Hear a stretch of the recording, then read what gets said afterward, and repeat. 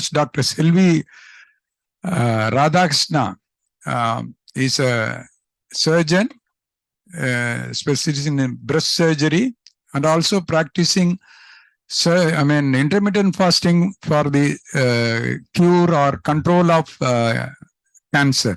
I think there are a lot of studies, but I didn't show any interest because it is we are not going to do anything with the cancer because that's entirely different.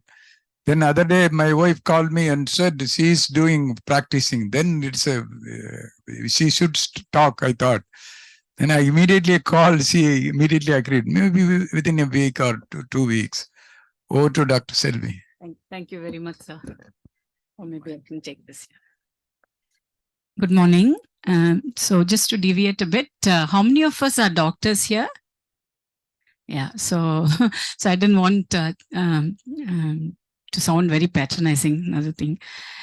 So I am a breast surgeon. I started out as a general surgeon, and somewhere in the 90s, I realized that breast is a very, by virtue of being a woman surgeon, people just gravitated to do breast and bottom. So B&B surgeons, we used to call, without adequate training. And then I went to UK, and then I did a couple of projects there. Realized there's so much there to breast, and breast itself became a big specialty by itself in the 1990s in the UK. Breast clinics in Tania separate away from general surgery. And then when I came back, it was a lot of resistance and challenges. And so your surgery matches up, but other specialties have to grow along with you. Only then the surgery results are better. So then I had to start imaging facility because if you don't diagnose in time, then your surgery is not going to be adequate. So there are a lot of challenges. So now we have set up a breast clinic, and I have over a period like I used to also work in Adyar. So over a period, I would have now operated personally over 5,000 breast cancer surgeries. We treat something like 350 cancers a year. So I am now to say that I'm fed up of treating cancers. Now, fundamental question, why is this happening? Can we do something to prevent? Can we do something to enhance the quality of life? Just condemning them to mutilating surgeries, chemotherapy, radiotherapy, all toxic treatments, and then expect them to get up and get on with life. So this has led to a lot of questioning, and my classmate, Dr. Vijay C. Bose, he's an orthopedic surgeon. He works in SIMS, and before that itself, I had this inclination. I was doing you're groping in the dark, and Bose came up with a program for our batchmates, 1984 batchmates from MMC. And or WhatsApp group create pani. He said, okay, let's address COVID up. We're all a little jobless. No, so we started that. And then that set me on this track where I started doing a lot of reading, not just internet reading, but a lot of scientific publications and a few people's thought process. Jason Fung, who's a nephrologist, all of you should read this books. And there's a lot of podcasts are available. And a gentleman called Peter Attia, Walter Longo. So this is a man who talks a lot about cancer and fasting. And one more, Pradeep Jamnadas, he's a cardiologist. So all these people changed, and Sachin Panda. So we heard about circadian rhythm and fasting. Sachin Panda is an Oriya who settled in the US. So all of these people, by the way, many of them are Indians who settled abroad to do all these research. And what was traditionally our practice is now coming back validated by the West to us again. So Sachin Panda talked about circadian rhythm and diseases. So defining cancer, we all know, a lot of medical people here, we know that what grows, it sustains. There is a very delicate balance between cell growth and cell destruction. So pariyana kalidalum, pudiyana puhidalum. So the balance irundata, we continue to be normal. So when there is a imbalance and it grows, and it, so there is by nature we have what we call as tumor suppressor genes, TP53 gene. So in the BRCA in breast, these are all tumor suppressor suppressor genes. So in the tumor suppressor genes or sometimes there is a change, it goes and suppresses that change and then refuses to allow it back into the cell cycle and multiply thereafter.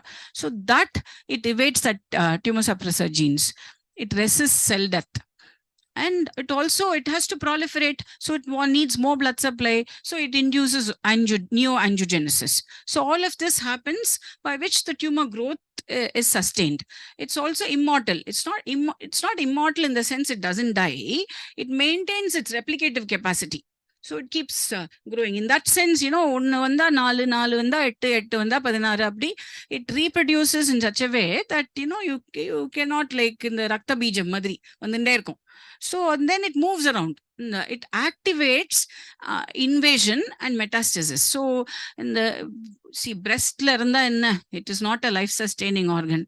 But why are we concerned? Because through the lymphatic and bloodstream, it goes to other organs where it is life-sustaining. Liver illa, lung illa, brain illa na poche. So that is where. So this, and then when it circulates, when these cells circulate, we have immune checkpoint systems where it recognizes the cell is abnormal. It should not be allowed to go and seed somewhere and grow. But it evades that checkpoint system also. So, and then we also know that these cells use what we call as Warburg effect. I'll come to that later. So then with these are fundamental, the knowledge that we all understood this very well. Then we've been investing a lot of money into all this multiple hit hypothesis, different cancer paradigms. And now recently, Obama period, personalized medicine pumped millions of money into it. And then finally you come up with a drug or many drugs that gives 3 months better overall survival than the other drug. What sense does it make? And you have to pay something like 2.5, 3 lakhs, sometimes 6, 7 lakhs every month. Just doesn't make any sense at all. So, but then, we keep seeing patients, what is staring, at least in my practice, I do only breast cancer, and 80% of my practice, patients are obese. At least 70 to 80% have type 2 diabetes. And then they come with cancer. So there is something in common, hyperinsulinemia. So, so the best way to assess whether you have a tendency to diabetes or a tendency to any of the metabolic syndrome is to check your fasting insulin levels. Your fasting insulin levels, even the nama labs, they give a range. So from something like 2 to 28. So when I checked mine, I saw 27. I said, okay, mine is below now. Then my friend both said, no, this is a sleeping dog. If it wakes up, then it's going to bark very badly. You have to get it down to below 10. So the range is very deceptive in medicine. We are only, see, as doctors, we are all only trained to treat diseases. We are trained to spot diseases. But unfortunately, there's like disease. There are a lot of gray areas. We don't have clarity. So then there is a concept of checking what are the, and then obesity illama thin patients, there can be hyperinsulinemia. And how do we check them? Check out their C-peptide levels. So this is a broken fragment, which is found when the insulin is metabolized. And these levels are high. This also has a high tendency to associated with the high occurrence of cancer. So this concept of TOFI, so we talked about obesity, BMI. So BMI is not a great indicator of health. So BMI is again a big misconception that we have to break. BMI is not a great indicator of health because you can be thin on the outside and fat on the inside, what we call as TOFI. Thin on the outside. But actually, truly, if you look at their body fat percentage, lean body mass and bone, they will have more fat. So what is more appropriate is probably body fat percentage. In men, it should be less than 10 or around 10. In women, it should be less than 20 or 23. So in Asian women, 23.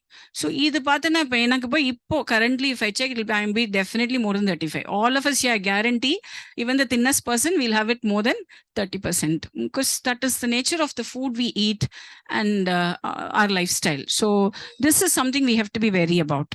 So hyperinsulinemia, particularly in people with BMI of less than 25%. So 25 kg na healthy na, but that in combination with hyperinsulinemia has a very high risk of cancer. and cancer-related deaths in people who already diagnosed with breast cancer.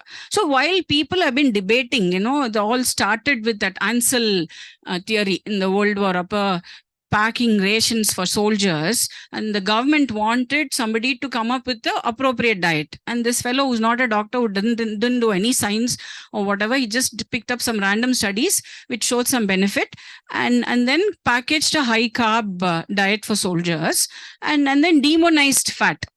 And so when we've been demonizing fat as cause for all and they focus only cardiovascular disease at that point. This man, Lewis Cantley, would say decades later, it's not the fat, it's a sugar that scares me. So leaving that apart, now as far as cancers are concerned, it has to grow. So growth, we need growth factors. So this growth factor idea of growing cancers came about in the 1985s with the identification of PI3 kinase pathway. So this is very critical for cell growth. And then we realized that insulin stimulates this PI3 kinase levels to go up, and also insulin-like growth factor 1. So these two are growth factors which triggers cell growth, abnormal cell growth. So this insulin plays a large role in not only metabolism, but is also a major regulator of cell growth. So it also acts as a nutrient sensor. So every time you put a kolanda dracha, I go to temples, I follow a parampara, guru parampara. So guru pay, எப்ப நமஸ்காரம் பண்ணாலும் ஒரு பிரசாதம் கொடுப்பாங்க. So திராட்சை தானே போட்டுக்கோ வாயில, பிரசாதம் யூ ஷுட் நாட் டினை. வாயில ஒரு திராட்சைனாலும் சரி, அந்த ஒரு ஸ்பூன் சுகர்னாலும் சரி, அந்த அரை ஸ்பூன் சுகர்னாலும் சரி, உள்ள போனா it gets absorbed. There will be a glucose spike. It is followed by an insulin spike. So this insulin is a nutrient sensor. It senses that there is food available. So that because it's a nutrient sensor, it promotes pathways that results in cell growth. So we know that Cowden syndrome. So Cowden syndrome, we associated with some cancers, some cancers. What is a fundamental problem in this Cowden syndrome? That in the pathways that regulate insulin sensitivity, insulin signaling, those are mutated, which results in enhanced insulin signaling. So thereby, there is a high risk of obesity in these patients with Cowden syndrome and a higher cancer risk, particularly in the colorectal. Breast also has been associated. So, and then this is one pathway. Then there is another pathway, incidentally, the mTOR pathway, it was found out. So this mammalian target of rapamycin. So the rapamycin was a drug that was investigated as an antifungal agent. Freezer time then they realized not only that it had very little fungicide properties, but it had some immunosuppressant effects. Now we all know that people who are immunosuppressed, people who HIV, they're all prone for cancers.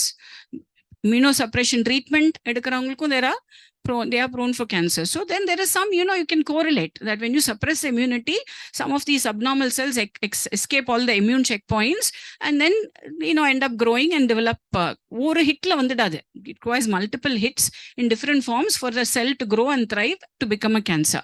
So the mTOR pathway became recognized, and lot of mutations in cancer-causing genes, like, I've listed out here, PIK3 kinase, AKT, we know RAS, RAF, PTEN. PTEN is also associated with breast, NFL, APC, colonic cancer. So all of these cancer-causing genes, they work through their effect through the mTOR pathway. So this mTOR pathway is a central station, Mari. It takes all the signals from amino acids, glucose, oxygen, it assimilates all of this and then sends downstream signaling for protein synthesis and stimulates cell growth and proliferation. So these things don't recognize abnormal and normal. Abnormal cells are problem. So the nutrient sensors, 3 main groups of on insulin. So insulin, we know, it goes up when we take carbs. The more simple the carbs, the higher the insulin, the quicker the surge. So that's why we recommend more complex carbs. And then mTOR. mTOR is particularly related with proteins, particularly what we call as dirty proteins. And AMK. So the AMK, the activated protein kinase,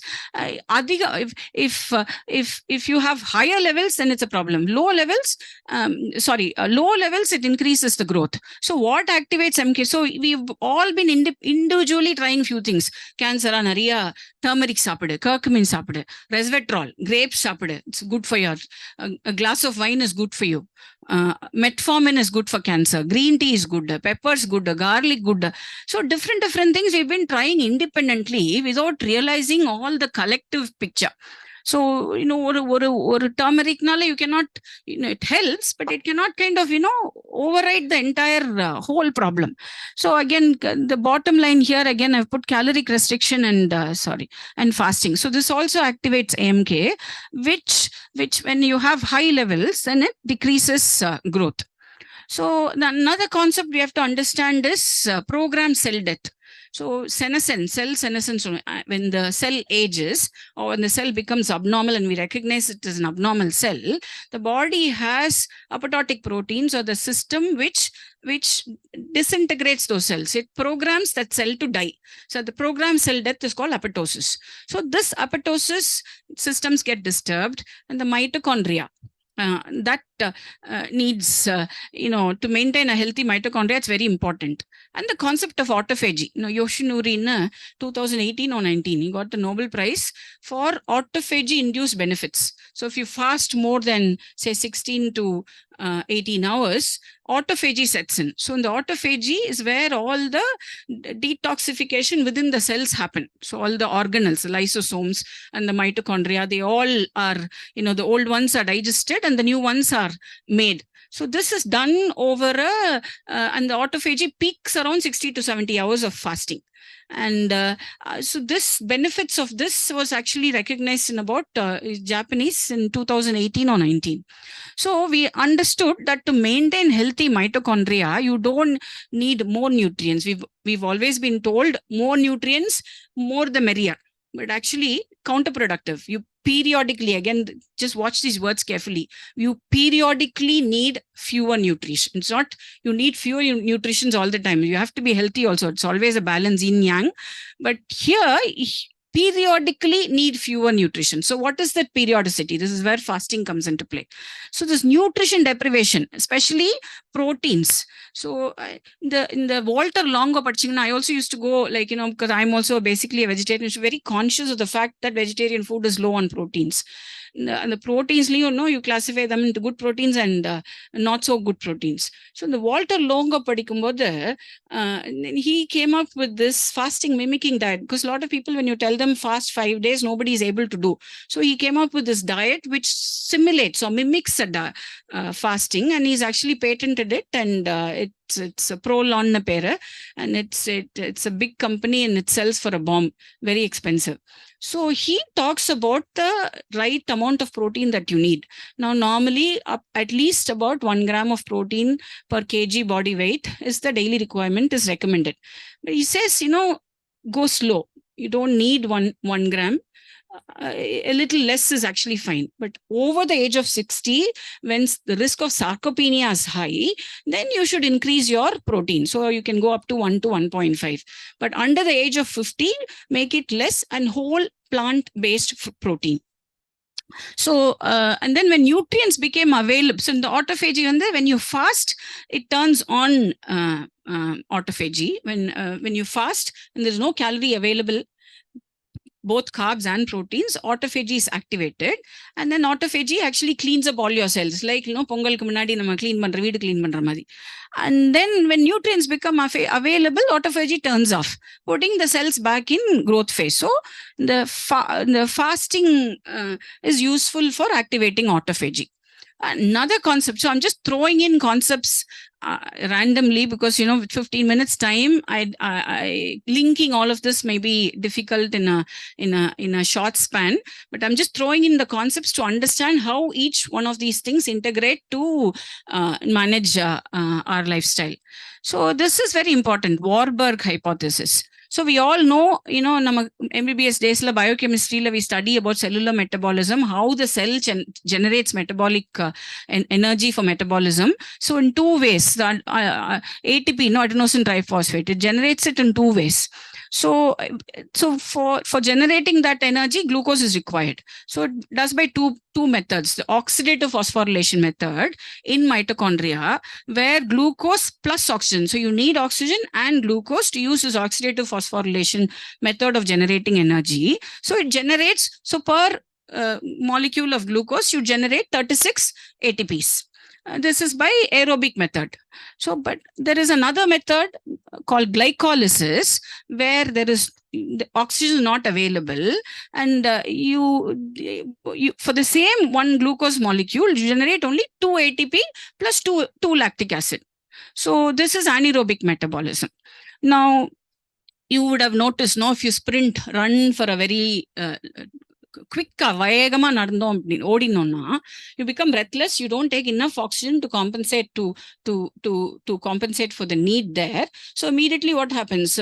Muscle cells switch to anaerobic metabolism, and the lactic acid accumulates. At one point, I cannot move any further. I have to stop.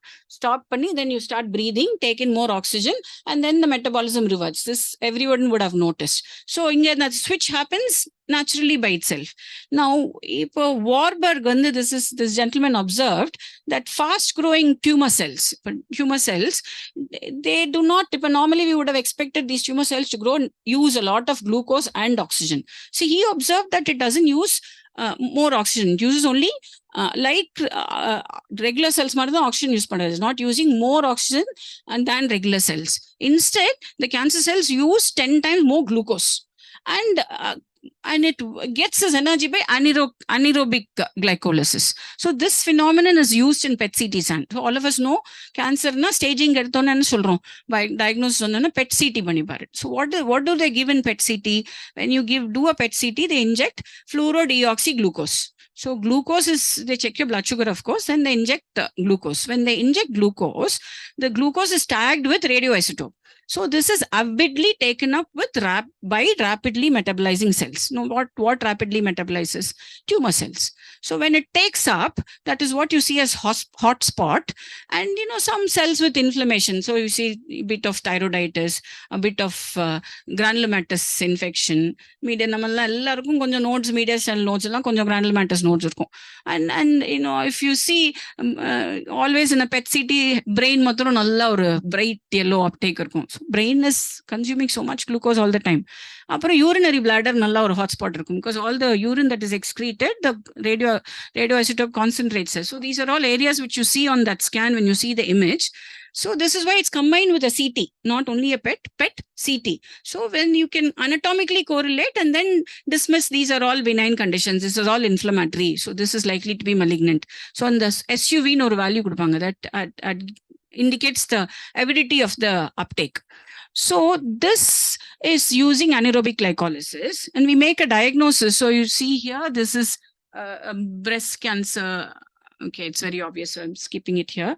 So it seems a little funny, isn't it? When you can make more ATP with oxygen, this cancer is seemingly stupid to use the glycolysis method to generate only like 2 ATPs out of 1 glucose molecule, whereas you can do 36 with the other metabolism. So the enna is so clever that by the time, by oxidative phosphorylation, you make 36 ATPs. The glycolysis, this process is longer, whereas glycolysis is quicker. It makes 22 ATPs and 22 lactic acid molecules. Within that period, 1 glucose becomes 36 ATPs. You understand? So it is very quick. So it makes more in that short period, but uses a lot of glucose. So this lactic acid also can be converted to ATP, 1 for each. So net actually, if you see, 44. So it's cleverer than us. 36 44 is a big number within the same time. So that is why it uses anaerobic glycolysis. So the cancer cells produce energy quicker, but it needs 10 times more glucose. Now, where are we giving glucose from? By our eating. So unfortunately, நம்ம cancer treatment ஆரம்பிக்கும் போதே first வார்த்தை, நம்ம என்ன டிசீஸ்னாலும் patient நம்ம முன்னாடி உட்காந்து ஒரு வியாதின்னு சொன்ன, ஒரு ஃபீவர்னு சொன்னா கூட என்ன சாப்பிட கொடுக்கலாம்? Isn't that what we ask? First question. And we don't have the concept to tell them what they can eat. And என்ன ஒரு நம்ம சொல்ல மாட்டோம் யூஸ்வலா. ஒரு dietician, and dietician Apollo hospital ஒரு வச்சிருப்பாங்க. Every half an hour, every 1 hour, there'll be one fruit juice or fruit or kanji or buttermilk. And no, it's slow poisoning. Metronomic therapy. So patients are given too much MVT. So there is evidence, the folic acid, methotrexate drug எல்லாம் படிக்கும்போது you realize folic acid as a supplementation when there is no deficiency can trigger malignancy. So a lot of myths in medical treatment that we have to break. So too much MVT, particularly during chemotherapy. Advice to take fruits, particularly in diabetes, it's just counterproductive. Fruits are oversold as healthy food. Fruits, yes, they're important. They used to be seasonal. And we, if you go back to our Paleolithic age, or season la kadaikum. You look at animals, even now, cold countries, all these bunnies and whatever, mulla இருக்குமே அந்த அதெல்லாம் வந்து cold climate, it burrows underneath. 6 months it doesn't come out, and when it comes out it feasts and then it goes back again. So unfortunately we can't do that. But geographically we all used to eat what was available locally for that season. The rest of the season it was not available. Our food adapted to seasons. Now with international travel, everything is available every time round the clock, and we overdo on fruits, and particularly as juices. So what if we take a fruit, it comes with this fiber. This fiber is good for your gut microbiome, and the amount of glucose that the fructose that gets converted to glucose and get absorbed is not, you don't see such a spike. But are they or orange juice kudicha, it's not one fruit. If you eat as a fruit, you will eat one orange, but if you drink as a juice, it might take about 3 or 4 without the fiber, with only that sugar. Yes, it's good. Fruit is good. It has a lot of other micronutrients, but the demon in the room there is sugar. Sugar in many forms. So if you take a packaged food form, glucose very rarely you will find camouflaged or 170 possible ways of describing sugar.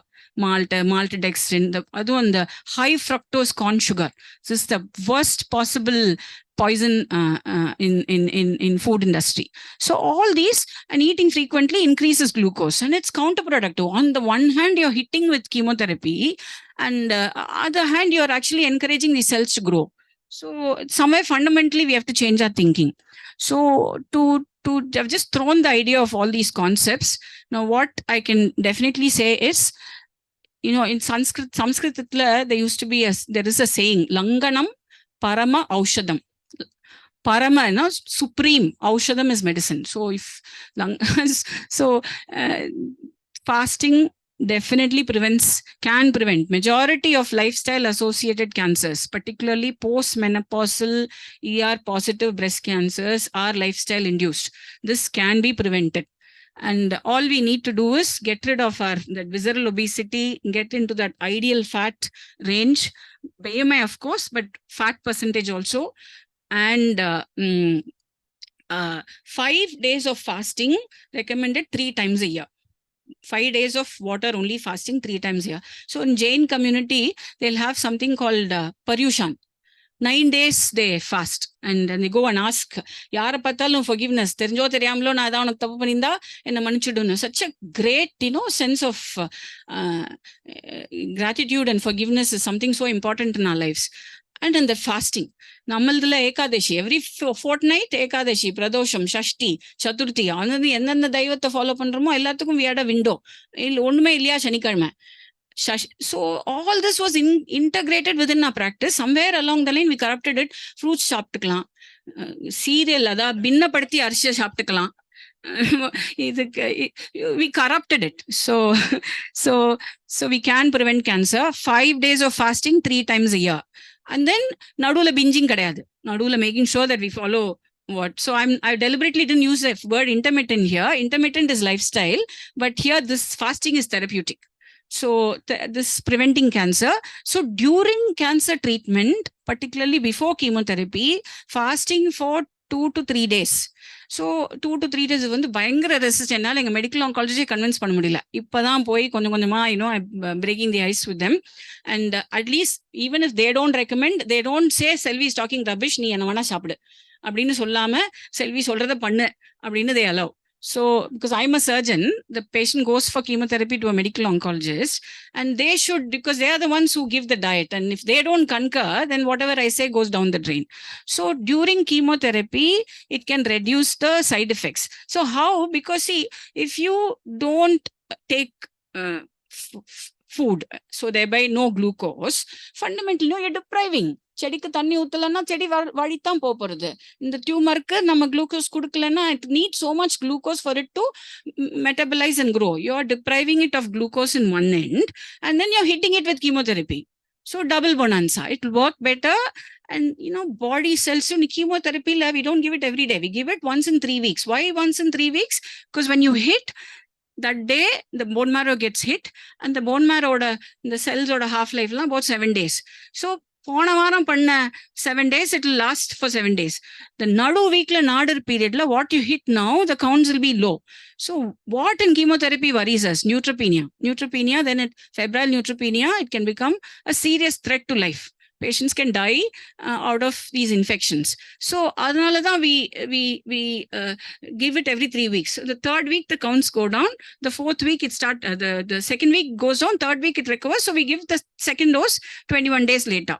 Here the basis of doing that is assuming that the normal cells have the capacity to recover within these 21 days, but this cancer cells do not have, and before it starts recovering, we hit it with another dose of chemotherapy. That's the funda of giving every 3 weeks. Here we are hitting it two ways. One, depriving it of glucose, two, with chemotherapy. So it tends to work better. And it also likewise, it potentiates the effect of chemotherapy. And after treatment, adopting this as a way of life. So 5 days, 3 times a year for prevention of breast cancer who don't have cancer, and 5 days every month for somebody who has been treated with cancer. So, the fasting has not replaced conventional treatments. It will not also, but it will definitely aid in preventing a recurrence. So like sir already said, it not only saves money, you save money by not eating one meal, could be 5 to 6 lakhs for 4 members in a family, but imagine the medical spending that you lessen, and eating only you end up spending money. So thank you very much.